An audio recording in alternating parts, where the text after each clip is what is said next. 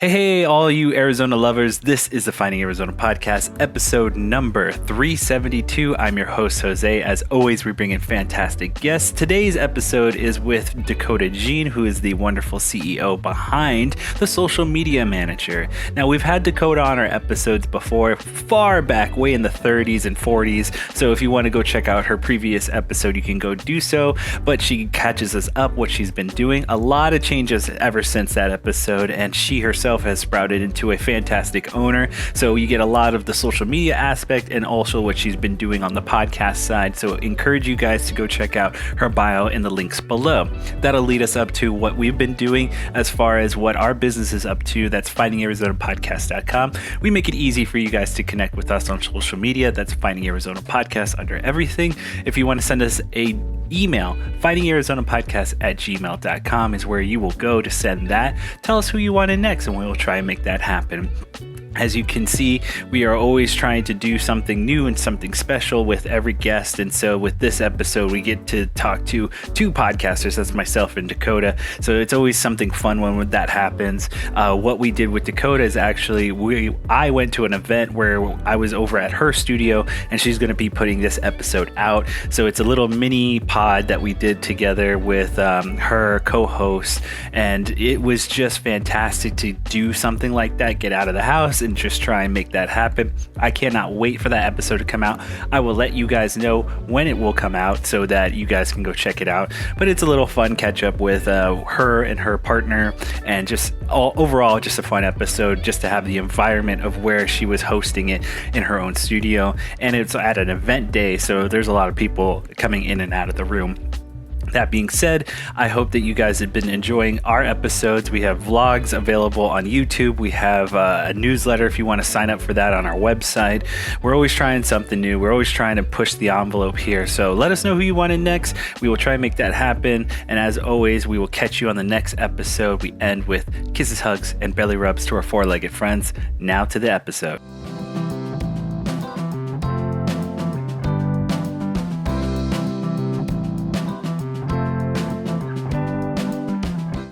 Is a no woman. She's ambitious. She is a juggling life. Oh, she is high performing. She's self-made. Definitely busy. Woman supporter.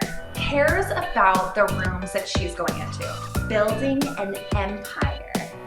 Definitely working in a male-dominated industry. She is competitive. And cares about impact. And she's inspired by the word now. Oh, completely relentless. She is self-made. She is a badass.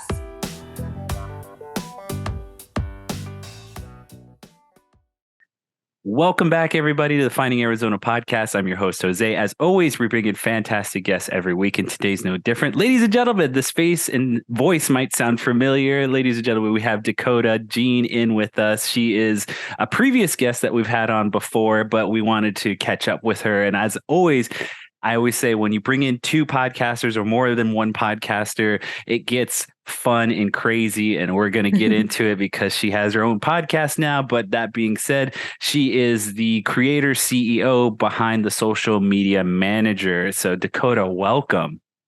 Thank you so much for having me, Jose. It's so great to be back. Absolutely. And to also state here that we did have an event that we did another little like mini podcast that will be coming out soon, because we were just talking about this off air, but it was so much fun to get to see your neck of the woods and your kind of new environment that you're in now in this beautiful office that you are sitting in. So we had a little mini podcast with you, and I always forget, why am I spacing on her name? Your partner with the podcast, Rosemary. Yes, I had it at the tip of my tongue and it was there. But yes, you and Rosemary and I had a mini podcast, and that was a lot of fun. I can't wait for us to get that out into the world. And that being said, I am going to ask you a couple of questions that we probably asked you before, but we didn't really get into because we were kind of focused in on your business at the time. And I was still new and novice to the whole interview process, but we'll ask you again. Give us a little bit of your origin story and where you come from, because it's totally different now perspective wise, but we'd love to hear just kind of where you started from and where you are now.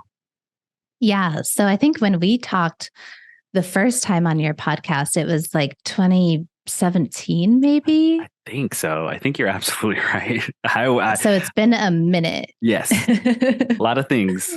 Yeah. So at that time, I had a vintage business, a vintage clothing business. And I opened up in Phoenix, and that's why we talked. But then we remained friends since then. And since then, I've opened up the Social Media Manager, which is a full service marketing agency, mostly focused on social media marketing. And yeah, I guess I didn't really talk about my origin story as much when I had a vintage business, because I didn't really feel like it was like very relevant, or Yeah. I also was a little bit embarrassed. So I'll get into it. Let's see, how far back do I begin? Well, okay. So we did talk about this off here air. When you let's just bring up the fact that you had a life before even the vintage store that you were putting together. You actually come from just, in a sense, like clothing and fashion and that the whole lifestyle of that. And in your clips now, where you're talking about your past, you had brought up your previous job in New York. Give us a little bit of that. Yeah. So after college, I basically, I wanted to go to fashion college, but I didn't have good grades. Didn't have enough money. And I somehow finagled my way into ASU. ASU is actually a very easy school to get into. Don't break my heart this way. I'm sorry. I'm sorry. I'm a graduate. I just have a master's degree, so don't break my heart too much. I mean, especially when we were going there, it's pretty easy to get in. Yeah, it's the biggest university for a reason. So right. So my grades in high school were terrible, and I actually didn't even get accepted into ASU. Oh. That's how bad. Yeah. So I counteracted and decided to write an essay and explaining to ASU why I should be accepted. And because of that essay, they actually let me into ASU. Oh, wow. So I'm smart. I'm really good at writing a killer fucking essay, but I don't have the grades to back it up. You know what I mean? Yeah, no, I totally understand. And I was thinking about this earlier, or just in the sense of like, I heard another podcast talk about this as well, in the sense that, you know, depending on where you lie as far as your birthday goes. And it's really interesting because if you're like in the beginning, early months, you're, I don't know, developmental wise, like before when school starts, you're like better because you have this time period. Whereas if you're like later months, it's, detrimental because it's harder you're not as mature. You don't have this sense of like, life processing and life, understanding and concept wise for grades and testing in itself too. Development of your brain is, where you lie in where your birthday is and where you go from when you start school and all of that. So it was just such an interesting concept for understanding testing and development, and it goes into sports and things like that as well. So that being said, grades, I always say it's like depends on the person. You could be the best test taker and good at, standardized testing. It doesn't mean squat in the real world. Totally. And I was super young for my grades. So when I went to ASU, I was 17 and wow. I graduated when I was 21. And I decided that I was still interested in fashion. I wasn't able to go to fashion school, but it wasn't too late for me. I'm only 21 years old. So I decided that I was just going to move to New York because fuck it. And I put everything into my car that could fit, and went to New York. I got an internship almost immediately. I got an internship that was totally bogus. They made me get coffee and shit, the regular intern stuff that you would think of. And I was like, this isn't what I'm here to do.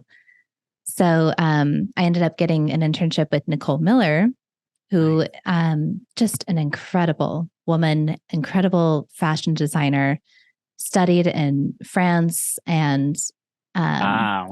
just amazing, and has been in business for so long, which is hard to do as a fashion designer, to be Absolutely. that successful. So I was just completely enamored. And, they normally take interns who are in college in exchange for college credit. Mhm. And I was like, I already graduated. I don't need that. I'll do anything. Like, just put me to work. I don't care. So I ended up interning with her in every single department, from design to production to sales to retail, everything, finance, like everything. It was my crash course into the fashion world that I think probably, I'm not sure I would have learned all of that in fashion school. So I think, I definitely feel very lucky that I had that experience. But I was living in New York, 21 and 22. And I wasn't getting paid, interns at that time. Rarely is that the case anytime, like in the past too. It's like, I agree with you. There's like, I was getting barely paid when I had my internship, and it was great in the sense of like, you learn and you educate and you get the real sense of day-to-day tasks. But I was like, this is just for the, I was very lucky it was here, and all of my other friends were doing study abroad and like, spending money. I was saving a little bit. So I got lucky, but I was like, this isn't a high paying job. Like, I'm not taking it that seriously. So it's hard because you do need that experience. And I think now, it's illegal not in to New pay York. them. Yeah. I think you at least have to pay minimum wage. Yeah. That wasn't my time. So I was living in a really small apartment that I absolutely loved. And I, for 7 months, was an unpaid intern in New York City. So constantly having to call my parents and be like, I'm so sorry. Can you please give me some money? And they're like, what the fuck, dude? Like, why did you move to New York? You can't even pay your bills. Like, what's happening? And my mentor, his name was Bud Kahnheim, and he was the CEO of Nicole Miller. He was such an important part of all of this. He was the one that was like, all right, now you're going to go into this department and you're going to learn this. And now you're going to blah, blah, blah, blah, blah. And so he was telling me basically where to go and what steps to take in order to learn certain things. Yeah. And we got close, because I really looked up to him, and everything that he was teaching me, it was just so valuable. So after 7 months of unpaid work, I basically stormed into his office. I was so pissed. And I'm like, Bud, I'm starving. I need a job. I cannot do this any longer. If you don't give me a job, I'm going somewhere else. But I don't want to go somewhere else. I want to work here. Just give me a job. And he was like, thought you'd never ask. Just waiting for the ask. I was like, God damn it. So, I obviously everything that he was doing was teaching me a lesson. This was a lesson that hurt. Just, I'm like, it hurt the pocket. I probably could have been getting paid a little bit sooner. But everything happens for a reason. And for me to get up the courage to go to him and ask him that was big for me. And for him to finally to teach me that lesson of like, you don't just get jobs. Like, you have to ask for it. You have to work for it. You have to, Yeah. And so he ended up giving me a job. I was the brand and retail coordinator for Nicole Miller. It's so random because brand and retail, it seems so like vastly different. But at HQ, I was tasked with making sure that all of the stores were branded. So that meant like all of the stores needed to smell the same. As soon as you walk in, they should look the same, feel the same, smell the same, sound the same, everything. So that meant like putting together playlists, what like smells are we going to put in there? How do the mannequins look? How do the racks look? Merchandising, all of it. All the experience that a customer might go through, you had to make sure that it was familiar and similar. Yeah. And it was awesome. I loved it. My boss at the time didn't last very long in the role. So she was fired. And Bud was like, hey, we need a director of retail. Are you down? Nice. And I was like, I guess so. Like, I've just been doing this for a few months. I don't know what the fuck I'm doing. And he's like, okay, great. So here's the reports. The stores are doing really bad and we need you to turn around. And I was like, I'm like 22 and I'm like, okay, sure. Let's do it. I'll turn it around, bud. Whatever you say. But I did. I ended up turning it around. So luckily the stores, were super successful. We were able to find ways to make money, which literally was just like looking at what we're spending and like, what do we not need? And then focusing on, what I learned as the brand and retail coordinator, like, let's take this branding and like really elevate it to the next level. Like, let's do more events. Let's do all of this stuff that's like really fun. Let's get people in the stores. Right. Yeah. So that's how it all started. Word got out. I would think I was like in WWD, Women's Wear Daily, which is a publication in New York. And there was a headhunter that reached out to me, and this headhunter or recruiter, I guess, like, I don't know if that's an old term too. I think it's a recruiter. Yeah. I think you're on the money.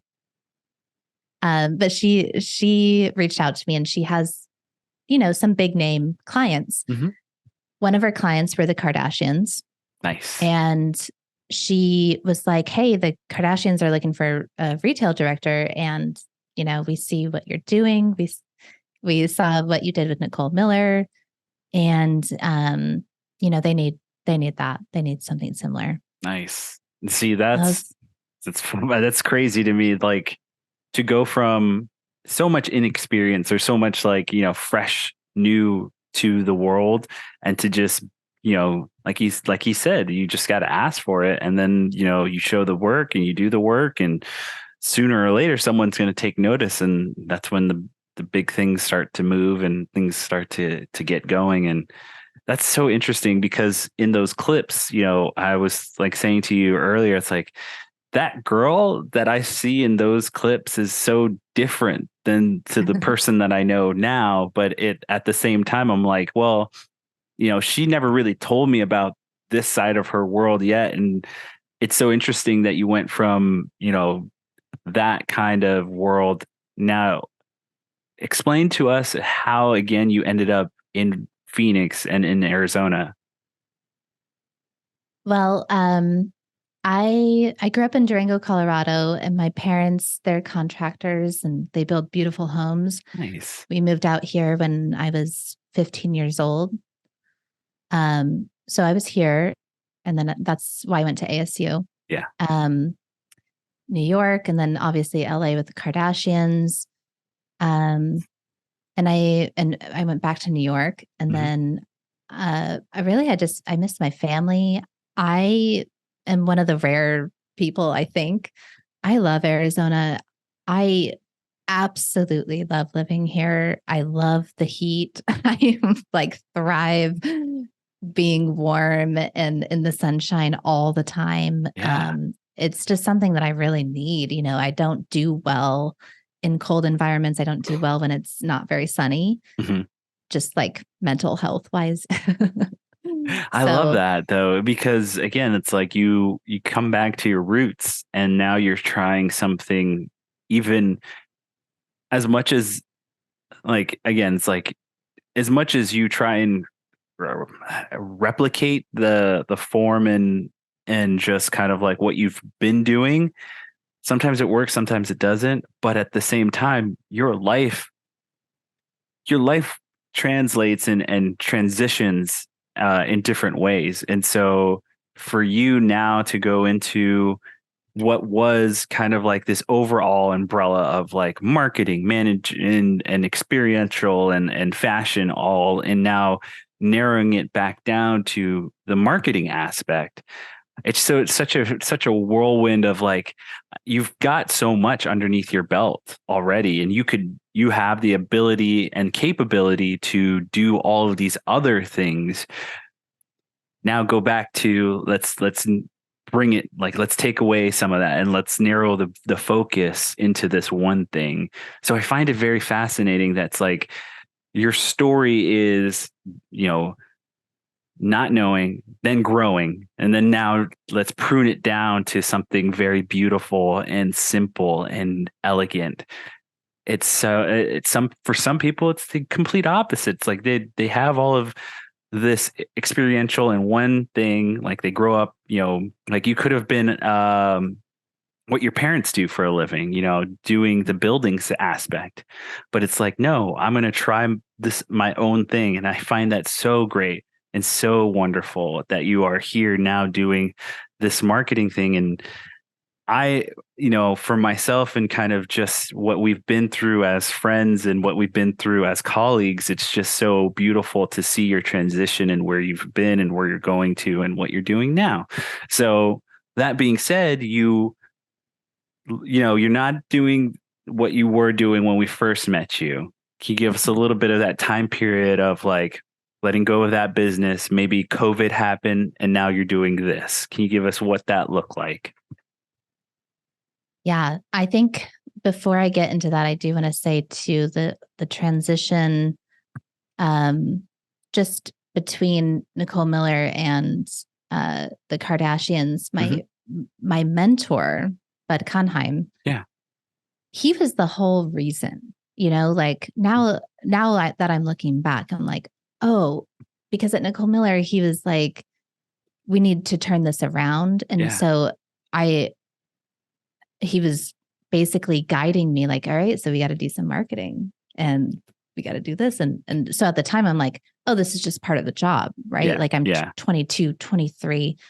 And I'm like, okay, but I didn't realize that I was marketing. I didn't realize that like what I was doing really, but like all of his teachings really led me to where I ended up. And that's one important thing for any young person or any person actually that just wants a little bit of guidance, especially in their own business.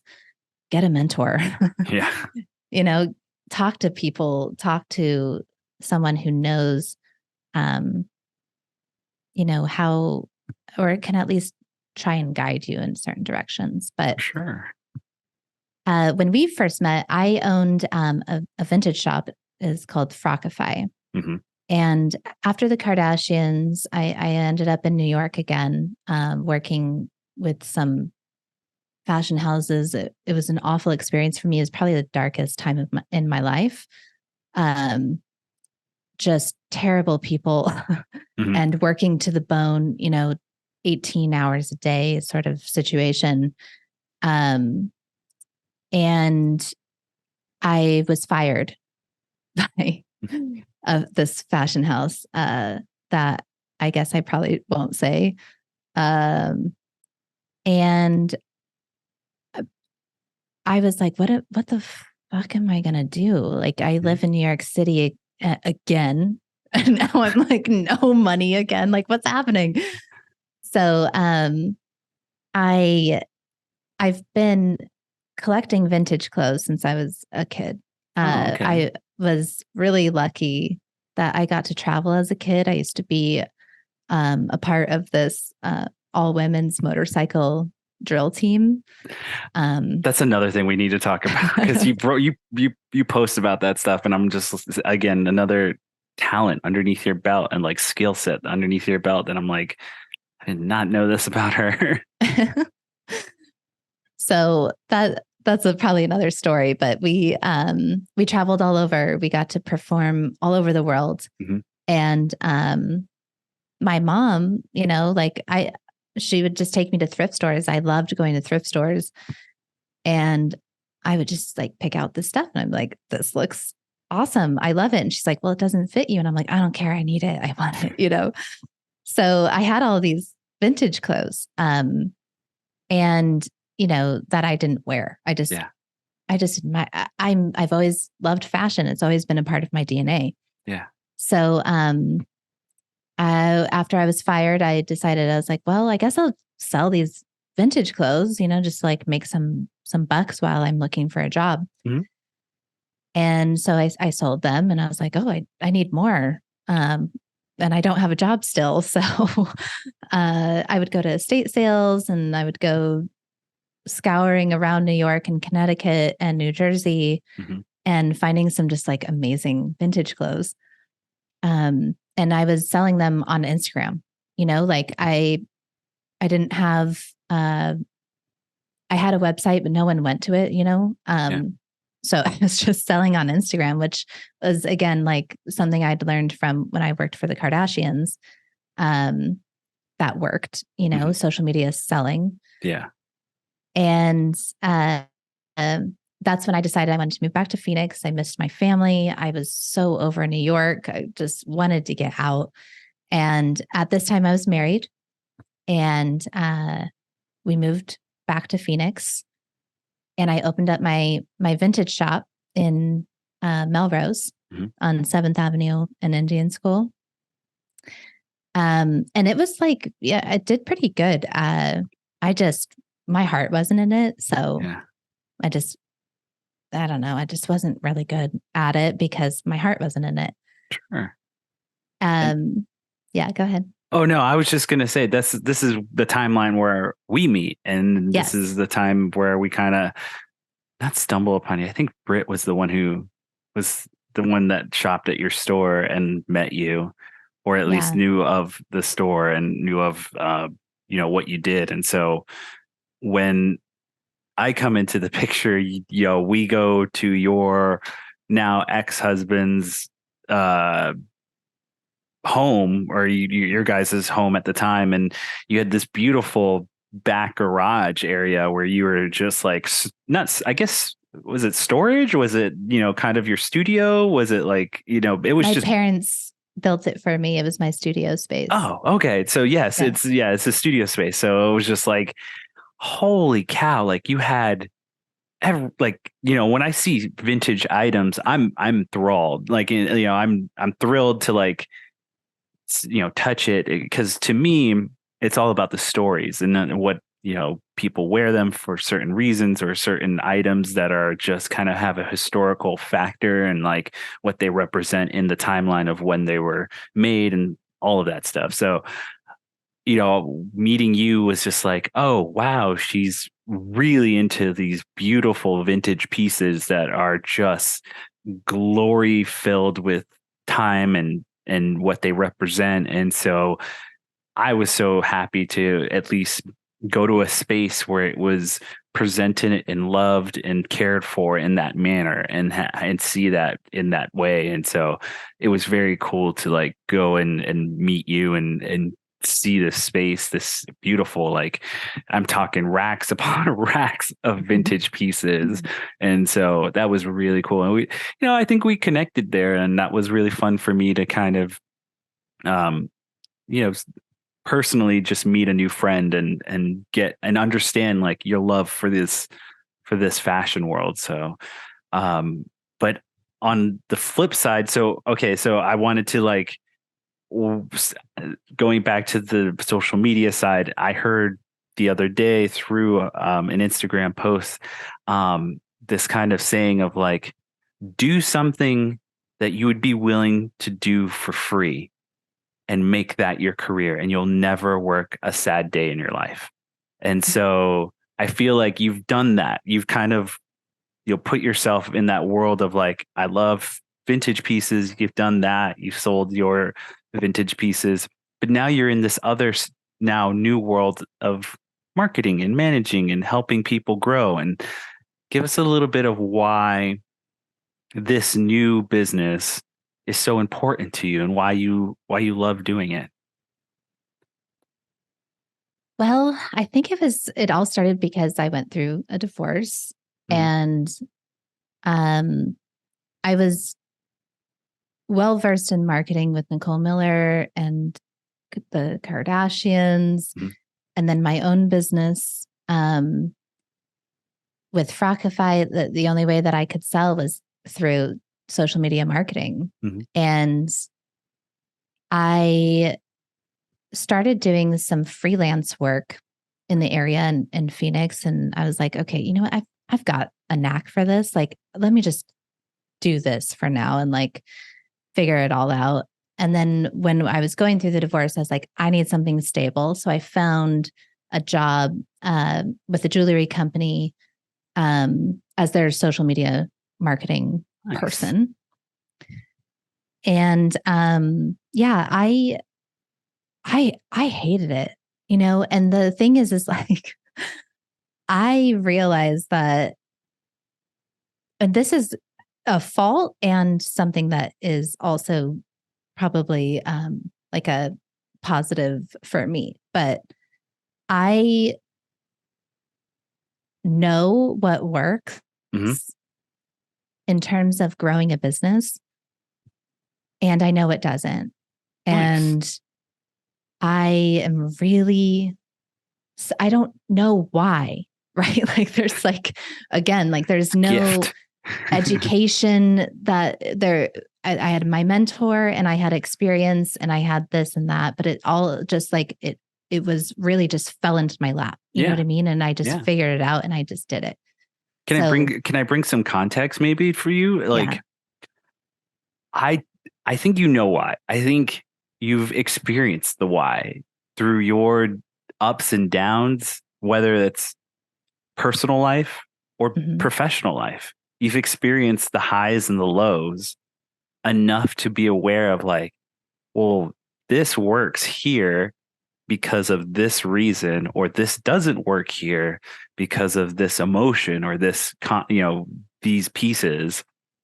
Yeah. And I think one part is, yes, it's instinctual intuition. One part is that, but the other part is just going through it, being in the mess of business ownership, personal life, and I'll just leave it at that because I want to now jump into kind of like what you're doing now, which is not only just the marketing, but you have a podcast, and I want to give it a nice little oomph, but we'll get into that. But like, again, this context of like your world or your experience is not just positive. It's up, down, in between, everything. And that provides you an education, like what they say, the street smarts, to help others and to provide people the knowledge of like, look, this is going to work for you in this way because, etc.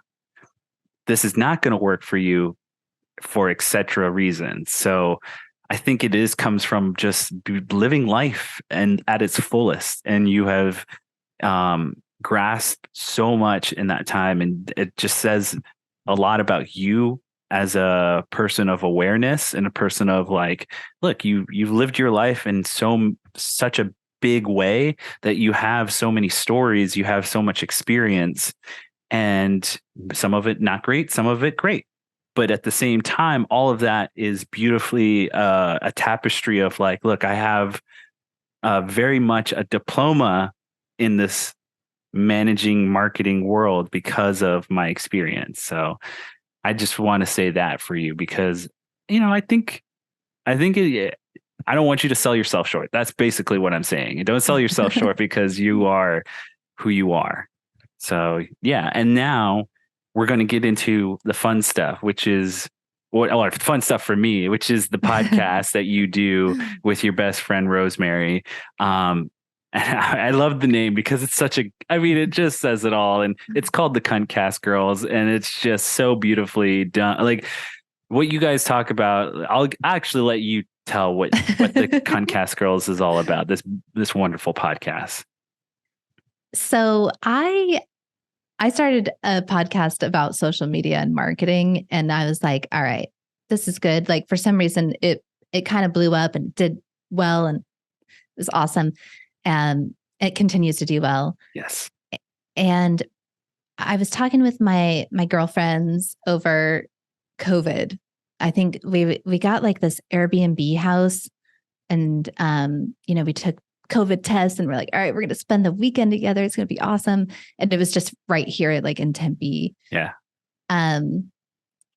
But we just wanted to like get a cool house and have a pool and hang out. And we came up with this idea with two other girlfriends of ours, Cuntcast, like we wanted to talk about the shit that we've been through with dating and dating apps and just like weird experiences, because we were just talking about all this stuff and we're like, this is like kind of crazy, like we should talk about this, because I'm sure a lot of other people have been through this as well. Yeah. So we were originally talking about it as being anonymous, so that we could talk about whatever we wanted. And then two of our girlfriends were like, I'm out. But Rosemary and I were like, you know what, let's do this. And we decided to do it. And we're like, the only way that we can do this is if we're ourselves. Like, because we want to market it. We can't, like, what are we going to do? Like wear a mask and like have pseudonyms and it would just be weird. So it's like, let's just put it all out there and like, it's just going to be us and real. So what Cuntcast is we're two 30-somethings who are single and, dating, and these experiences that we've had that's can get kind of raunchy at times. Like we don't hold back. That's Absolutely. For sure. I mean, it's called Cuntcast, so if you're like any way bothered by that or offended by the word cunt, probably don't listen. Yeah. It does. I mean, let's be honest. Like it provides such a relief of like, look, everyone's who is in the dating world, who is in that dating world. Sometimes it can get really weird and really like runs the gamut of like good dates, bad dates, everything in between. And so that, that kind of outlet of like, look, I'm not the only one. It's not just me. It's stories like this happen all the time. And so I find it such a beautiful way of like looking at, this world of like that I'm not a part of anymore, but it's like, it's so funny that it's still ongoing, that I'm not like stuck. You're not stuck, but like not in that world, but also realizing that world still continues onward. And I'm living my life and just realizing, I have some positive, wonderful stories about fatherhood and my trials and tribulation of parenthood and things like that. But that this other world that I used to be a part of, that I have wonderful stories and memories about, that still continues to go forward. And the girls and guys that live in it are just still the girls and guys that I left behind. But yes, I forgot to mention that you have another wonderful podcast that you help understand this marketing world that you're being a part of, and that you're helping businesses grow and achieve and understand what they can do as branding and as a business owner and things like that, which is also a wonderful podcast that people should go check out.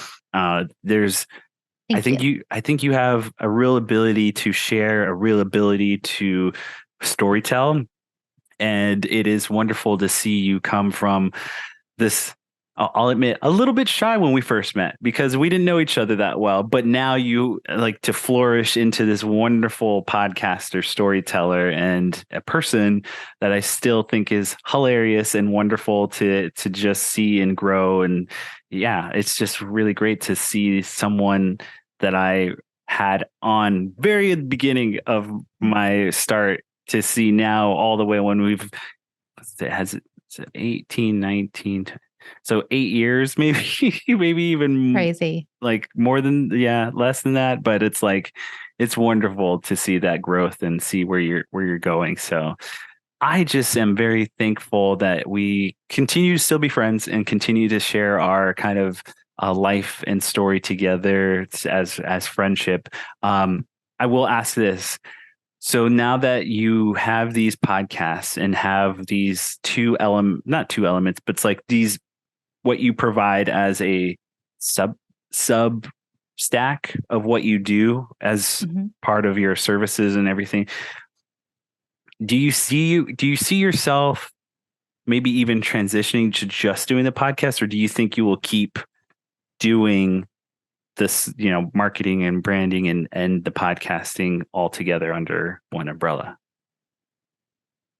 I'm not sure. I think my main like bread and butter business is social media management. We have 18 consistent month-to-month clients. And then we have like some other clients that are just like, I need this for this specific thing, blah, blah, blah. But, like consistently, we have quite a few clients that we're creating content for, posting for, engaging, strategizing, all of this stuff. Okay.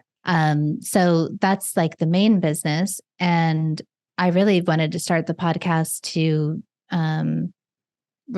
talk about that because I know how important it is. Not everyone can hire someone like me, but maybe they want to know about social media so that they can do it themselves. And that honestly is why I started doing this at all. It's just so people can learn maybe from my experience and apply it to their business, and be successful. And I do see, I really, what I would like is for somebody to kind of come in and take my role in that social media management aspect, manage all of the clients, so that I do have more time to podcast, to market my own business, which I don't do, you know what I mean? So that's the goal. Absolutely.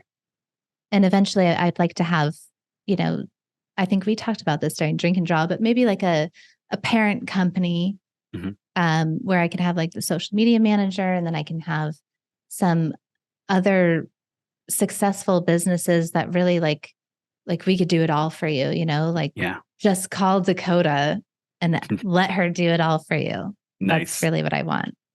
Well, again, that actually, because you answered my question that we usually ask everyone, which is, give us the goals for this. And so I appreciate you kind of layupping that into fruition, because that allows our listeners to be able to find you and maybe even help you out a little bit with those goals. So I'm glad that you brought that to the table. So that will kind of, and this is coming to the end of our conversation, but thank you again for joining us and giving us a little update on life, a little update on what you've been doing and how this all came to be and what it's been like for you in that timeline.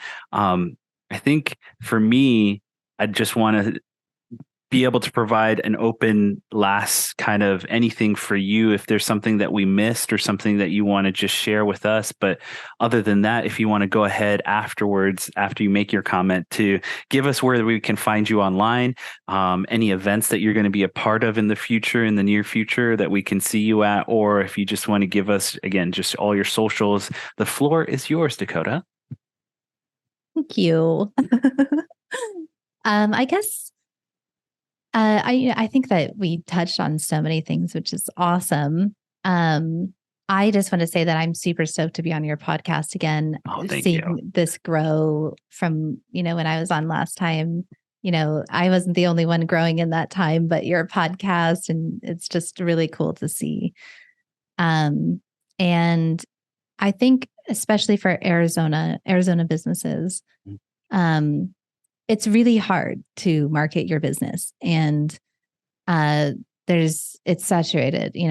Everyone is posting reels now, and you're like, why aren't my reels performing? Everyone's on TikTok, and then you're like, what do I do with TikTok? Twitter is no longer, now it's X. There's so much things that are happening that are hard to keep up with. Yeah. In addition to running your business. So really that's what I do. Like, that's why I decided to do this, because I am able to kind of hone it all in and do it for you. So what I'd like to say though, is that you don't have to hire somebody like me to be successful on social media. To be successful is just to be consistent and truthful. Yep. And, if you have a passion for what you do, people will see it and it'll come through. So if you're not passionate about what you do, probably don't post anything. But anyway, if you do want to connect with me, I swear I'm not the kind of person that's like, if you reach out to me, I'm going to sell you. Like, I never do that shit. Just message me. I'm always available on LinkedIn. Dakota Jean is my personal LinkedIn. So it's Dakota, like the States, and then Jean with an E at the end. And then of course the social media manager is everywhere on all of the platforms. The socialmediamanager.com is where you can find everything, including the podcast and all the stuff. So I really look forward to connecting with your listeners and, making social media social again, right? Yeah, exactly. That's what it's all about. And I'm very glad that you came aboard and you were so you wanted to come back on, and that's really great to hear, and always makes me feel good and makes me feel like I'm doing something here. And we do have a little bit of an outro. You can catch every episode of Finding Arizona Podcast at our website, findingarizonapodcast.com. We're also available on YouTube if you want to watch the video format. Social media wise, you can reach us at Finding Arizona Podcast on all social media platforms. And last but not least, if you want to send us an email, findingarizonapodcast@gmail.com. Hopefully we'll be able to connect back with you. You let us know who you want in next, and we will try and make that happen. That all being said, at the end of every episode, we always say kisses, hugs, and belly rubs to our four-legged friends, and we will see you next time. Bye, y'all.